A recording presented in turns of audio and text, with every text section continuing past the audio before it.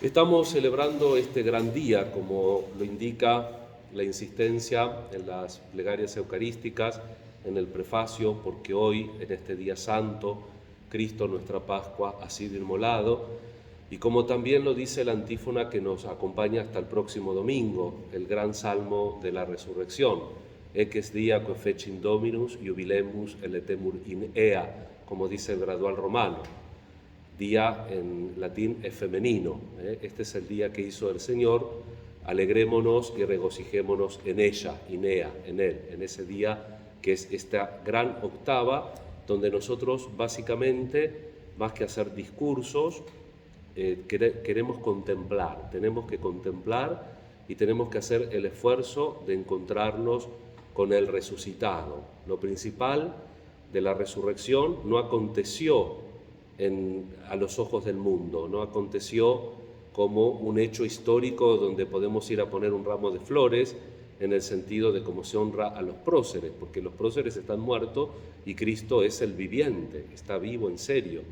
Y por tanto la resurrección toca la historia, de hecho hay como destellos de la resurrección, que es lo que la liturgia a través de la palabra de Dios nos va a proponer en estos días, que son los encuentros del resucitado con las mujeres y con sus discípulos, y por la fuerza de su presencia real en los sacramentos y la fuerza de la palabra de Dios que tiene vida, también se encuentra con nosotros.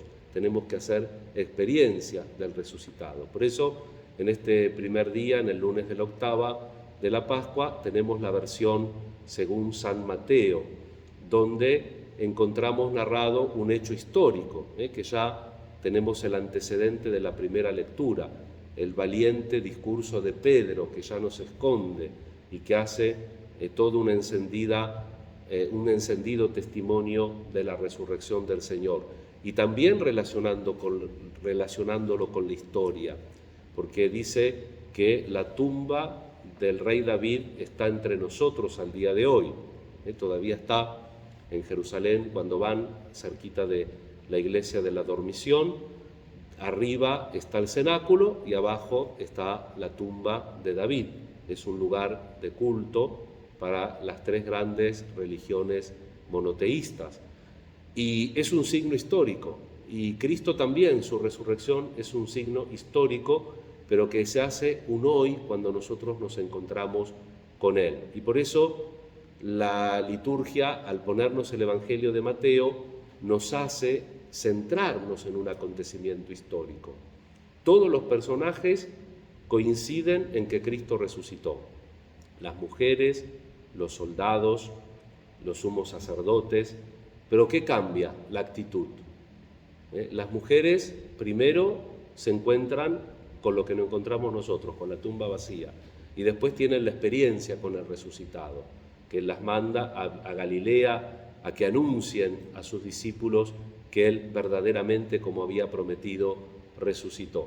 Y por otro lado tenemos a los soldados que le van a contar este acontecimiento. Los sumos sacerdotes se reúnen con los ancianos y deciden callar el suceso, el acontecimiento. Hoy el Papa Francisco a la mañana dice que a veces, a la mañana en el Ángelus, que a veces una grande suma de dinero hace callar la verdad, o hace que la verdad tenga otras características. No lo mencionó, pero en el fondo estaba usando el argumento de San Agustín. Mientras estábamos dormidos, ¿y qué sabían si estaban dormidos? Algunos no había cámaras en esa época, en el fondo utilizando el argumento de San Agustín. Realmente, dice San Agustín, que estaban dormidos. La actitud de no querer encontrarse con Dios. Y por otro lado, la actitud de las mujeres que progresivamente, primero viendo el sepulcro vacío y después encontrándose con el resucitado, no como ellas querían, vieron que las apariciones del resucitado, que técnicamente la palabra que se usa en griego no es aparición, dice se dejó ver. La expresión griega es se dejó ver, porque aparición da la idea de que sería un fantasma. Técnicamente Jesús se manifiesta, se deja ver, pero no como nosotros queremos, sino de una manera nueva, porque Él está con nosotros todos los días hasta el fin del mundo.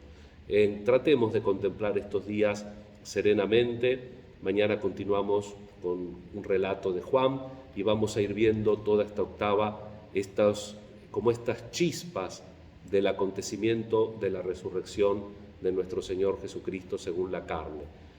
Pidamos la intercesión de María nuestra Madre, de San José, de nuestros santos protectores, para que en la comunión de ellos, en la Iglesia, nosotros reconozcamos al viviente en medio de nosotros y recibamos estos dones que Él nos regala.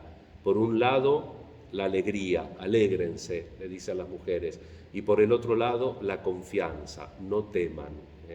Por supuesto que no tenemos que ser temerarios, que tenemos que tomar recaudos en un montón de cosas, pero en el fondo, en el sustrato de nuestra existencia, sabemos que estamos con el viviente y por tanto siempre tenemos que tener confianza y tenemos que rechazar esos miedos irracionales que no nos dejan continuar y muchas veces no nos dejan progresar. Confiemos en el Señor y alegrémonos en Él en este gran día que el Señor hizo para nosotros. Que así sea.